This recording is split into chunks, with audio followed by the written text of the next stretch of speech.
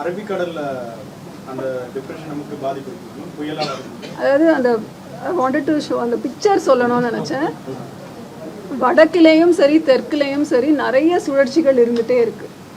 2-3 நாளைக்கு முன்னாடி வந்து சதர்ன் ஹெமிஸ்பியரில் ஒரு புயல் இருக்குது. அந்த புயலின் தாக்கத்தினால வங்கக்கடலில் வந்து அந்த மேகக்கூட்டம் ஒரு பறந்து விரிந்து இருந்தது. அது ரொம்ப கான்சென்ட்ரேட் ஆகாமல் இருந்தது.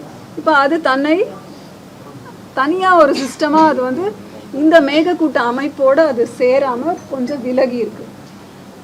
அரேபியன் சீல நம்ம அரபிக்கடலில் பார்த்த சிஸ்டமும் வந்து கொஞ்சம் இன்னைக்கு ரொம்ப ஸ்லோவாக தானே போயிருக்கு. ஸோ அதுவும் கொஞ்சம் வலுவு இழந்த மாதிரி ஒரு தோற்றம். அப்போ இது வந்து வலுவடைஞ்சிருக்கு. நம்ம வங்கக்கடலில் பொறுத்திருந்து பார்ப்போம். அது வந்து டிப்ரெஷன் வரைக்கும் இப்போ சொல்லியிருக்கோம். மானிட்டர் அண்ட் 4 க்ளவுட் பேச்சஸ் இருக்குது. நீங்கள் பார்த்தீங்கன்னா southern hemisphere and northern hemisphere பார்த்தீங்கன்னா 4 சிஸ்டம்ஸ் இருக்குது. ஸோ ஒரு 2 இப்போ அரபிக்கடல் வங்கக்கடல் ரெண்டுத்துலேயுமே பேரலாக ஒரு சிஸ்டம் இருக்கும்போது அதுக்கு ஒரு பேர் இருக்குது, ஃபுஜிவாரா எஃபெக்ட்னு சொல்லுவாங்க. ஸோ இது மாதிரி ஒன்று எது வந்து ஸ்ட்ராங்காக ஆகும் அப்படின்றது நம்ம பார்த்து தான் சொல்லணும். இந்த மாதிரி நிறைய அந்த மாதிரி இருக்குது. நமக்கு ஒரு 100 ஆண்டு தரவுகள்னு பார்த்தீங்கன்னா இந்த மாதிரி ஃபியூஜிவாரா எஃபெக்ட்ல வர்ற சிஸ்டம்ஸ் நிறைய இருக்கு. அதி கனமழை, மிக கனமழைல சொன்னீங்க. அதி கனமழைனா எவ்வளவு மழை பெய்யும், எத்தனை சென்டிமீட்டர்? மிக கனமழை கனமழை சொன்னோன்னா 7 சென்டிமீட்டர்ல இருந்து 11 சென்டிமீட்டர் வரைக்கும் கனமழை. 7 சென்டிமீட்டர்ல இருந்து 11 சென்டிமீட்டர் வரைக்கும் கனமழை. ஒரு இடத்துக்குமே இப்போ நுங்கம்பாக்கம், மீனம்பாக்கம் அந்த மாதிரி சொல்கிற இடங்கள்ல எல்லாம் மழைமானிகள் இருக்குது. அந்த மழைமானிகளில் பதிவார மழை கனமழைன்னு எப்போ சொல்லுவோம் அப்படின்னா 6 சென்டிமீட்டர்ல இருந்து 11 சென்டிமீட்டர் வரைக்கும் பதிவாகி இருந்தால் அது கனமழை.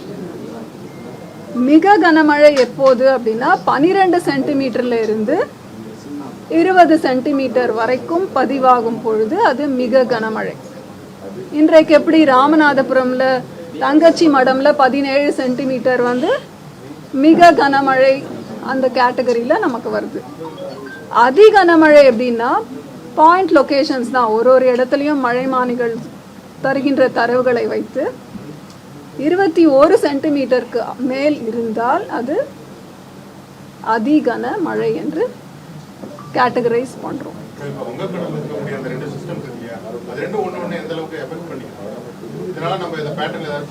வங்கக்கடல்ல இப்போதைக்கு நம்ம சொல்றது அந்த ஆழ்ந்த காற்றழுத்த தாழ்வு பகுதி, தெற்கு அந்தமான் கடல் பகுதிகளில் ஒரு வளிமண்டல மேலடுக்கு சுழற்சி இருக்கு. ஸோ அந்த சுழற்சி அங்கேயும் இருக்கு. அது ஒரு ட்ரஃப் மாதிரி உங்களுக்கு ஆக்ட் பண்ணும். அரேபியன் சி, அப்புறம் இந்த சிஸ்டம் ப்ளஸ் சவுத் அந்தமான் சீல இருக்கிற அந்த சுழற்சி, இந்த மூன்றுமே அந்த காற்றின் திசை மாறும். அதாவது ஈஸ்ட்டு இந்த சைட் வெஸ்டர்ன் காற்றின் திசை மாறும் பொழுது அந்த பகுதிகளிலே மேகக்கூட்ட அமைப்பு நல்லா ஒரு டெவலப் ஆகிறதுக்கான சாத்தியக்கூறுகள் இருக்கின்றன.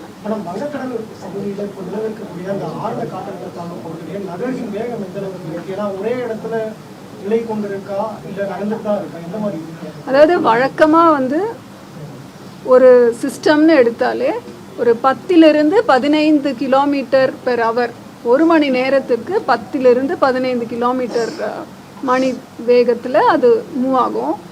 அது அப்படியே டைம் கரெக்டாக அப்படி மூவ் ஆகாது.